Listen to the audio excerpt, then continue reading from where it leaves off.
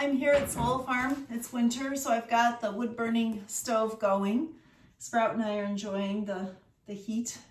Our stories, of course, are very important to us. Sometimes we just love telling them because maybe they're funny and we have fun telling them. Maybe they're stories about adventure and danger. Maybe they're just stories where we did something really good and we're proud. And then sometimes there's stories about the things we did that weren't so good. And this story I'm going to tell you is one of those. One of my finest parenting moments, and I mean that sarcastically, was the day I decided that my daughter, probably all of 6 years old, was ready to take the reins of our 16-hand, which is a pretty big Tennessee Walker horse named Mac. Eva had been riding in front of me in the saddle for quite some time, and over the years I started handing the reins to Eva and teaching her to steer, and everything seemed to be going just fine. Now, any horse-loving parent dreams of the day that their kid is going to ride solo for the first time. It's right up there with potty training and the first pee-wee soccer goals. And you know, when you're excited to share the big wide world with our kids, we often introduce these things way too early.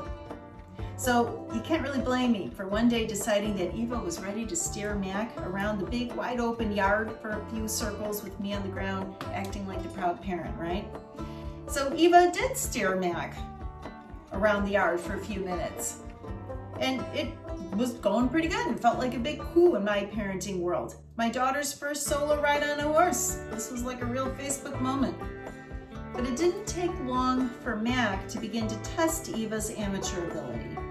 Mac stopped unquestioningly taking direction, and he slowly began to manipulate the path closer and closer to the gate, which for some reason I left open, leading up the drive. I turned to Eva. I said, turn him hard to the left. And she tried, but her little skinny arms were no match for Mac's big, strong neck. So Mac is not a bad or a mean horse. He just saw an opportunity. Open gate, a road leading back to the farm where he had spent his last winter and made some friends. And this little girl holding the reins that had weak muscles and no real experience. This was a no-brainer, and Mac started picking up speed. There's this special feeling you get when you watch an animal of yours run up the road. You realize that without the boundaries of fencing, this chase could take place over miles of fields and woods, and not all of it is paid for a vehicle. You factor in a scared little girl, and your heart plummets to your diaphragm and stays there beating hard. Luckily, my teenage son, Ben, was in the yard with us, and as Mac began trotting up the drive and I began my useless attempt to follow, I yelled at Ben, "Go get the car!" And just in a flash, it seemed like the car was right next to me. I hopped in the passenger seat as he swooped past and we began the chase. It was about a mile when we finally caught sight of Mac and Eva. Mac's head was high and he was moving along at a brisk canter now, but luckily he was still in the grassy edge that hugged the side of the gravel road. Other than keeping my fingers crossed that he wouldn't veer into the wide open field next to him, I had no plan of what to do when we caught up. Any attempt to intervene in their course could make things much, much worse. This sight of Eva hunched and crying on a runaway Mac will stay seared in my brain forever, as will what happened next. And here I interject a spiritual lesson. Every single one of us at some time in our lives, even if you don't ride, has been on a runaway horse. Whenever you're riding a situation that seems to have a power of its own and you feel out of control or scared or confused, heading in a direction that doesn't seem like it's of your choosing, or you simply can't envision, you're on a runaway horse. Perhaps you feel weak and your skills simply aren't up to the task of pulling on the reins and retaking control or changing the trajectory of your path. You're on a runaway horse, and you've got two basic choices. First, you can hang on.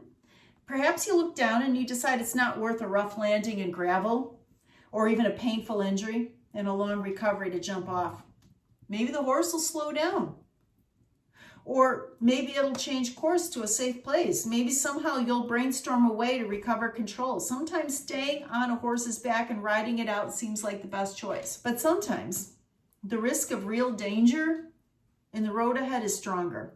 Sometimes the safest and bravest choice is to loosen your grip, close your eyes, and leap.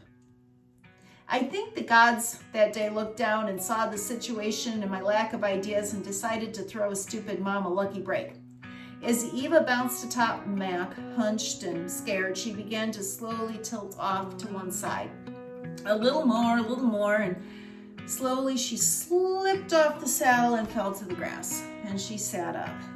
My heart rebounded back to my chest, now floating with gratitude and relief. Eva was safe. Now, I know after Eva slid off and she sat up sobbing, Mac did veer off into the open field and run far from our reach. We pulled up to Eva and I yelled out the window, "Eva, are you all right?" And she kind of hicked up and nodded. And while I know the better solution probably would have been to park and sit next to her with a big calming hug, I told her, "We've got to follow Mac. We got to catch that horse." And we sped off. The hug would need to wait until we caught Mac by a fence line and walked him home. The good news is that Eva did try riding again. It took some time, but eventually she learned to love riding Mac. She especially loved the feeling of a canter, but this time she was in control. Eva's now 21 years old, and Mac lived to be 33. And their last ride was together down that same gravel road, which I had the foresight to film. They rode that road, and this time Eva was calm and relaxed, and old Mac, his head was hanging a little bit lower. I guess if we want them, we can all get second chances.